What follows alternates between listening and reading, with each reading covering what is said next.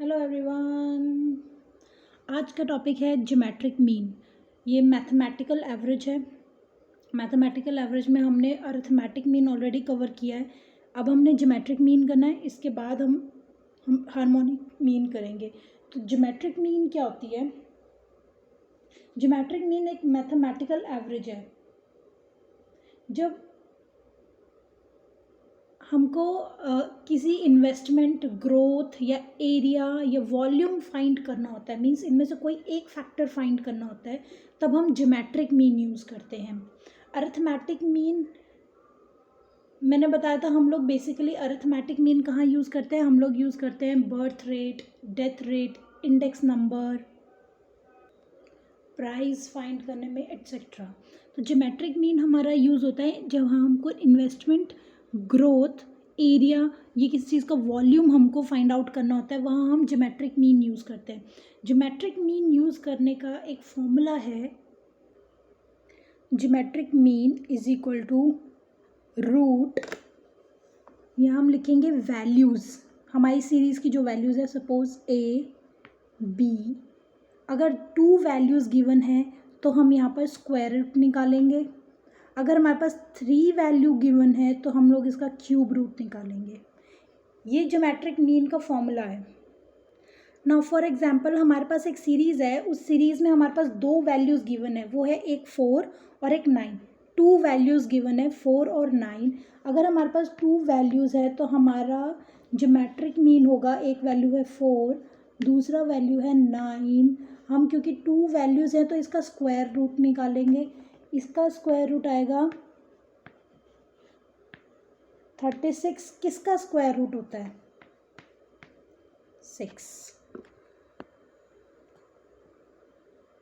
और अगर हमारे पास 3 वैल्यूज़ होंगी तो हम उसका क्यूब रूट निकालेंगे। नाउ वो केस था जो हमने अभी प्रीवियसली एग्जाम्पल के थ्रू फॉर्मूला से हमने एग्जाम्पल को सॉल्व किया था।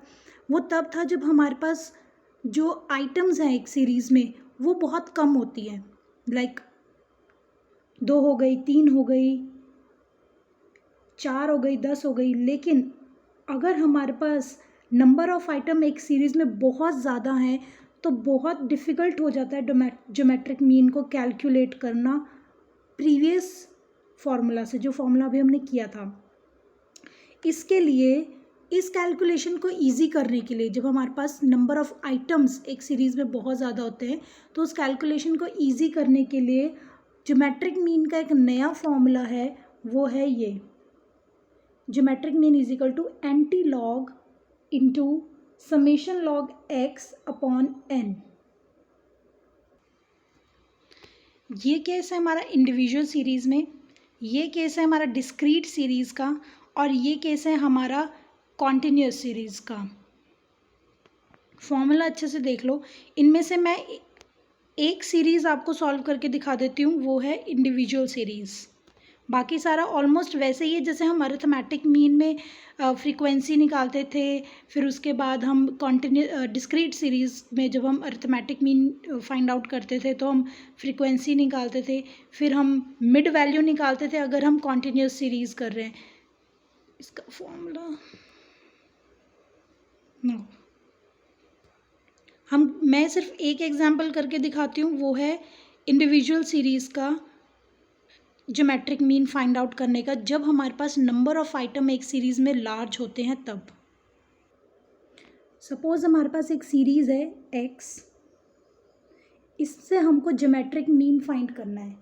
क्योंकि ये सीरीज़ बहुत लार्ज है, बहुत बड़ी सीरीज़ हो जाती है, तो जब बड़ी सीरीज़ होती है, जब नंबर ऑफ़ आइटम सीरीज़ में ज़्यादा हो जाते हैं तो हम लोग ज्योमेट्रिक मीन यूज़ करते हैं। क्योंकि एग्जाम्पल है तो अभी भी इसमें जो आइटम्स हैं वो कम है क्योंकि हम एग्जाम्पल कर रहे हैं। अदरवाइज़ प्रैक्टिकली जब हमारे पास कोई सीरीज़ में आइटम्स बहुत ज़्यादा हो जाते हैं और हमको ज्योमेट्रिक मीन फाइंड आउट करना है तो हम लोग लॉग और एंटी लॉग यूज़ करते हैं।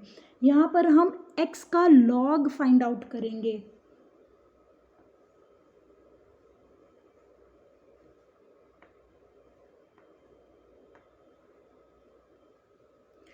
ना लॉग एक बुकलेट है, जिसमें टेबल बना होता है, जिसमें हम वैल्यू के बेसिस पर उस लॉग को लॉग देखते हैं जिसमें हमने फॉर एग्जांपल 180 है तो उसकी वैल्यू पर जो हमें वैल्यू गिवन होगी हम उस वैल्यू को यहाँ लिखेंगे। अभी मेरे पास लॉग नहीं है, लेकिन मैं आपको बता दूं कि 180 की जो लॉग जो वैल्यू है वो है 2.25553।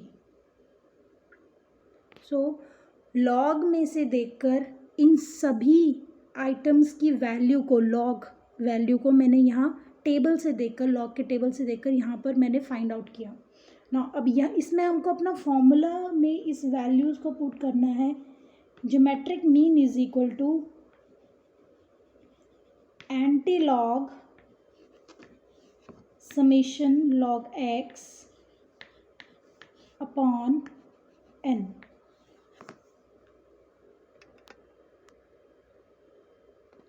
ना लॉग एक्स का टोटल फाइंड आउट करेंगे तो इसका अगर हम टोटल करेंगे, इसका टोटल आएगा sigma log x is equal to 15.0138। ये हमारा इसका टोटल आया, लॉग एक्स का टोटल। तो अब सिर्फ वैल्यूज़ को इसमें पुट करना है।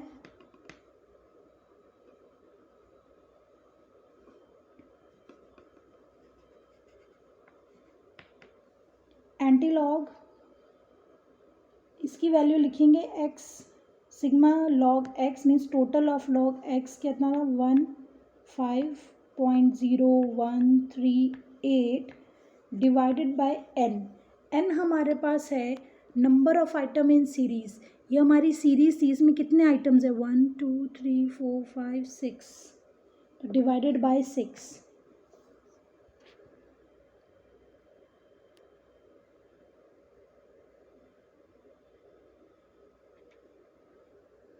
सो 15.013 डिवाइडेड बाय 6, इसको डिवाइड करेंगे तो हमारे पास आता है 2.5023।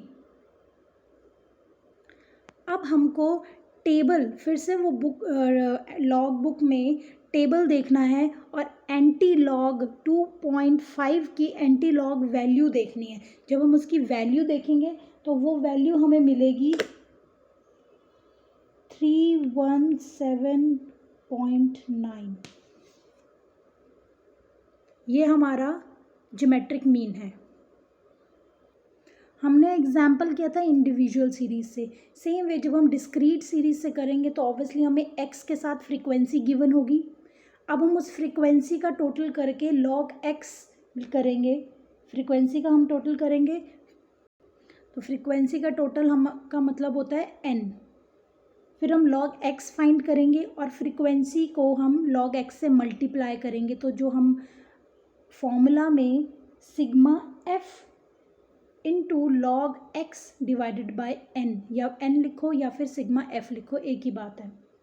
सेम वे जब हम कंटिन्यूस सीरीज़ करेंगे तो कंटिन्यूस सीरीज़ में हमारे पास जो क्लास इंटरवल दी होती है जैसे 0 to 10, 10 to 20, 20 to 30, इसमें हम क्लास इंटरवल की मिड वैल्यू फाइंड करेंगे।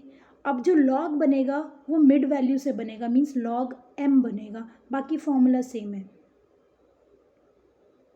तो ज्योमेट्रिक मीन हमारा यूज़ होता है जहाँ पर growth,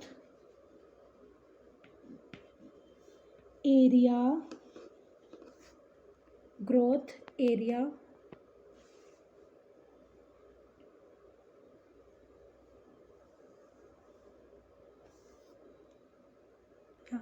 average, percentage increase in population और सेल और नेशनल इनकम एट्सेट्रा, यहाँ हम इन सब को फाइंड करने के लिए हम ज्योमेट्रिक मीन यूज़ करते हैं। नेक्स्ट यूज़ है कि हमारा जो ज्योमेट्रिक मीन है वो क्या मेजर करता है। हमारा ज्योमेट्रिक मीन रिलेटिव चेंज को मेजर करता है। रिलेटिव, एक होता है एब्सोल्यूट चेंज होता है, एक होता है रिलेटिव चेंज।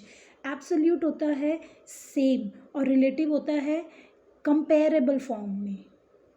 फॉर एग्ज़ाम्पल अगर हमको कंपैरिजन करना है राइस और मिल्क के बीच में, तो हम कंपैरिजन कैसे करेंगे। मिल्क लीटर में मेजर होता है और राइस हमारा केजी में मेजर होता है, तो हम उनको एक ही फॉर्म में कन्वर्ट करेंगे जिसको हम रिलेटिव चेंज कहते हैं। फॉर एग्जांपल अगर हमने राइस को भी और मिल्क को भी दोनों को परसेंटेज फॉर्म में कन्वर्ट कर दिया, यूनिट से उनके यूनिट चेंज कर दिए, उनके केजी और लीटर के यूनिट को परसेंटेज में कन्वर्ट कर दिया, तो दोनों कंपेरेबल बन जाएंगे, उसको हम बोलते हैं relative change. Next is properties of geometric mean. Geometric mean is based on all items. Based on all item means हमारी सीरीज़ में जितनी आइटम्स है ना, ज्योमेट्रिक मीन उन सारी आइटम्स को कंसीडर करती है, उन सारी आइटम्स के पर बेस्ड होती है। जैसे मैंने बताया हमने ज्योमेट्रिक मीन में लॉग निकाला, तो लॉग हमने सारी वैल्यूज़ का निकाला, फिर उसका समेशन किया, मीन्स टोटल किया। अगला हमारा प्रॉपर्टी है least affected by extreme values. जैसे मैंने अरिथमेटिक मीन कराया था, मीडियन कराया था, मॉड कराया था, इन सब में मैंने एक्सट्रीम वैल्यू बताया कि कैसे हम एक्सट्रीम क्या मतलब है एक्सट्रीम वैल्यू का, और अरिथमेटिक मीन, मीडियन और मॉड कैसे इफ़ेक्ट होता है या नहीं होता है एक्सट्रीम वैल्यू से। सेम वे एग्जाम्पल की तरह एग्जाम्पल लेके मैंने समझाया था। जिसको नहीं समझ आया प्लीज़ उस वीडियो के उस पार्ट को ज़रूर दोबारा देखना। तो यहाँ पर भी जो हमारा ज्योमेट्रिक मीन है वो एक्सट्रीम वैल्यू से बहुत ही कम इफेक्ट होता है ना। ज्योमेट्रिक मीन से रिलेटेड एक दो बातें और हैं, वो ये है कि जब तक हमें सीरीज़ की सारी आइटम्स ना पता हो हम ज्योमेट्रिक मीन कैलकुलेट नहीं कर सकते। हमें सारी आइटम्स का पता होना ज़रूरी है। सेकेंडली, अगर ज्योमेट्रिक मीन की वैल्यू ऐसी आ रही है जो सीरीज़ में नहीं है, तो ऐसा कुछ नहीं है कि ज्योमेट्रिक मीन गलत है। मीन्स ज्योमेट्रिक मीन की जो वैल्यू आएगी, जो हमारा आंसर आएगा, वो ज़रूरी नहीं है कि हमारी सीरीज़ में वो वैल्यू हो। थर्ड, अगर कोई भी वैल्यू ज़ीरो है तो ज्योमेट्रिक मीन भी ज़ीरो होगा, और अगर कोई वैल्यू नेगेटिव है तो हमारा ज्योमेट्रिक मीन हम उसको कहेंगे इनडिटर्मिनेट, मतलब हम उसको फाइंड आउट ही नहीं कर सकते। अगर ज़ीरो है तो ज्योमेट्रिक मीन भी ज़ीरो है, अगर कोई वैल्यू नेगेटिव है तो हम ज्योमेट्रिक मीन फाइंड नहीं कर सकते। Now next is harmonic mean. Harmonic mean का फॉर्मूला है 3 divided by 1/a + 1/b + 1/c, और हम इसको ये भी कह सकते हैं harmonic mean is equal to 2ab upon a + b and is equal to geometric mean square upon arithmetic mean. इसको मैं आपको एक्सप्लेन करूँगी बाद में। पहले हम जानते हैं कि हार्मोनिक मीन क्या होता है। हार्मोनिक मीन यूज़ होता है जहाँ हमको स्पीड, डिस्टेंस, कॉस्ट, प्रोडक्शन ये फाइंड करनी होती है। इसमें हम दो फैक्टर्स को लेते हैं हार्मोनिक मीन फाइंड आउट करने के लिए। हार्मोनिक मीन कैलकुलेट करने के लिए हम 2 फैक्टर्स को लेते हैं। जैसे हमने स्पीड और डिस्टेंस ले लिया, कॉस्ट और प्रोडक्शन ले ली, सेल्स और प्रोडक्शन ले ली। सेम वे जो हमारा हार्मोनिक मीन है वो हमारा स्पीड, कॉस्ट और प्रोडक्शन ये मेजर, जहाँ हमको ये सब कैलकुलेट करना होता है, कंप्यूट करना होता है, फाइंड आउट करना होता है, वहाँ हार्मोनिक मीन यूज़ करते हैं। फॉर एग्जांपल ये एक सीरीज़ है 2, 4, 7, 12 एंड 19। ये एक सीरीज़ है। इस सीरीज़ से हमको कैलकुलेट करना है harmonic mean. Harmonic mean calculate करने के लिए सबसे पहले हम इनका रेसिप्रोकल लेंगे, means 1/x। 1/x means 1/2, 1/4, 1/7, 1/12 and 1/19। 1/2 अगर हम करें तो इसका जो आंसर आता है वो आएगा 0.5000। सेम वे अगर हम 1/4 करें तो 1/4 आता है हमारा 0.2500। नाउ हमने सारी x की एक एक आइटम का रेसिप्रोकल किया, मीन्स 1/x किया। 1/x करके हमारे पास सबकी फिगर्स आ गई। अब इनका टोटल करना है। टोटल करके summation of reciprocal of x is equal to 1.0288। इसको अब हम फॉर्मूला में पुट करते हैं। Harmonic mean is equal to n upon summation of 1/x। तो इसका आंसर आएगा 5 डिवाइडेड बाय 5। क्यों आया? क्योंकि हमारे पास नंबर ऑफ आइटम्स यहाँ पे 5 है। 1 2 3 4 5, हमने 5 लिया, divided by summation of reciprocal of x. X का रेसिप्रोकल का जो हमारे पास टोटल आया था वो आया था 1.0288।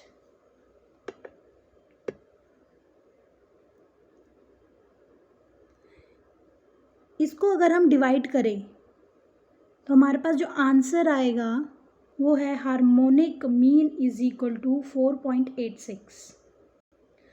सो ये था इंडिविजुअल सीरीज़ का एग्जांपल। सेम वे जो हम डिस्क्रीट सीरीज़ करेंगे तो उसमें हमारे पास एक्स और एफ दोनों होगा, तो जिसमें हम एफ का समेशन लेके करेंगे, और कॉन्टिन्यूस सीरीज़ में क्लास इंटरवल का मिड वैल्यू निकालेंगे और मिड वैल्यू से हम उसको रेसिप्रोकल करके उसका टोटल करके हम हार्मोनिक मीन फाइंड आउट करेंगे। नो प्रॉपर्टीज़ कह लो या मेरिट्स कह लो या डीमेरिट्स, सब कुछ मिलाकर मैं आपको एक्सप्लेन करती हूँ कि जो हार्मोनिक मीन है वो सारी आइटम्स पर बेस्ड है। अभी मैंने एग्जांपल बताया, हमने कोई भी आइटम को एक्सक्लूड नहीं किया, हमने सारी आइटम का रेसिप्रोकल किया, फिर सबका टोटल किया, लास्ट में सबका रेसिप्रोकल करके ईच आइटम को इंक्लूड किया हमने और उन सबका टोटल किया। तो हमारा जो हार्मोनिक मीन है वो सारी items means observation means item based on all observations in a series. जो हमारा हार्मोनिक मीन होता है उसके बाद भी हम फर्दर कुछ एल्जेब्रिक कैलकुलेशन कर सकते हैं।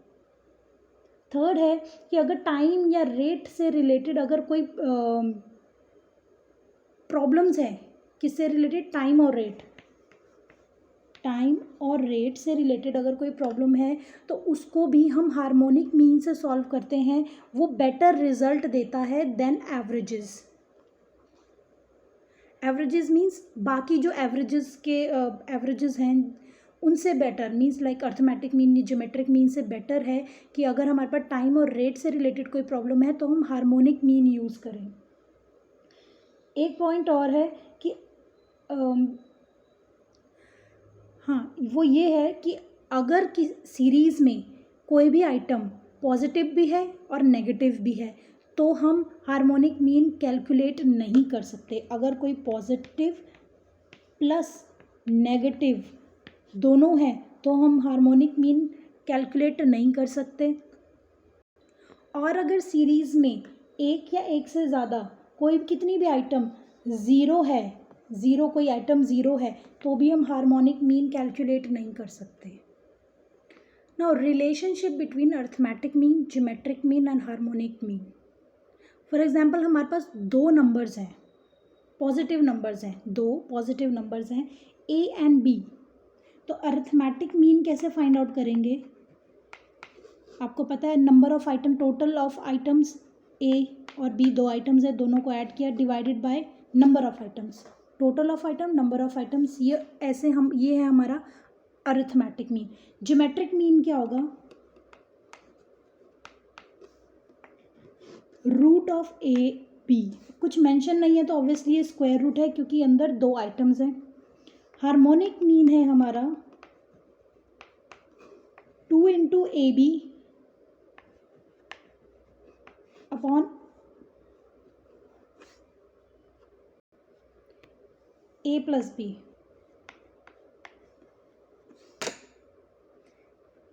ये अगर हमारे पास दो पॉजिटिव नंबर्स हैं तो हम लोग अर्थमेटिक मीन, ज्योमेट्रिक मीन और हार्मोनिक मीन कैसे कैलकुलेट करेंगे, ये हमने दो नंबर से एक्सप्लेन किया ना। एक को हमने इक्वेशन दे दी, अर्थमेटिक मीन को 1 इक्वेशन, ज्योमेट्रिक मीन को इक्वेशन 2, हार्मोनिक मीन को इक्वेशन नंबर 3। नाउ हम अब arithmetic mean and harmonic mean means equation 1 and 3 को मल्टीप्लाई करें। AM into HM means equation 1 और इक्वेशन 3 को अगर हम मल्टीप्लाई करें तो कुछ ऐसी सिचुएशन आएगी जिसमें हम अरिथमेटिक मीन है a plus B upon 2 multiply harmonic mean है 2AB upon a plus B. अगर हम इसे कैलकुलेट करें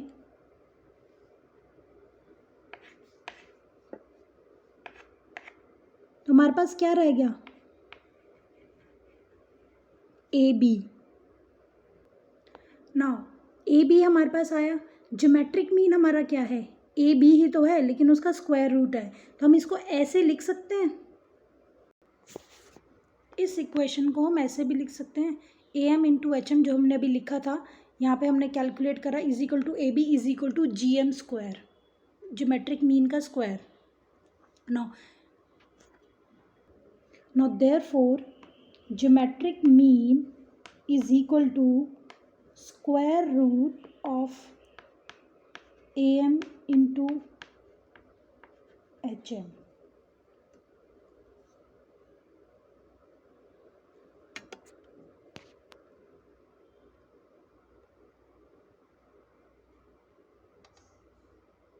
ये हमारा रिलेशनशिप था कि AM, HM एंड GM एक दूसरे से रिलेटेड है जब हमारे पास दो पॉजिटिव नंबर्स हैं. ये जो मैंने रिलेशनशिप समझाया है, रिलेशनशिप, इसको आपको सॉल्व नहीं करना है, एग्ज़ाम में नहीं आएगा. ये सिर्फ प्रैक्टिकली आपको समझाना था कि AM, GM और HM एक दूसरे से रिलेटेड होते हैं. नाउ दूसरा रिलेशनशिप इनका ये है कि जब सारी वैल्यूज़ एक सीरीज़ में जितनी वैल्यू हैं वो अगर डिफ़र करती हैं साइज़ में, अगर एक सीरीज़ में जितनी वैल्यूज़ हैं उनका साइज़ सबका डिफरेंट है, तो AM is greater than GM and GM is greater than HM.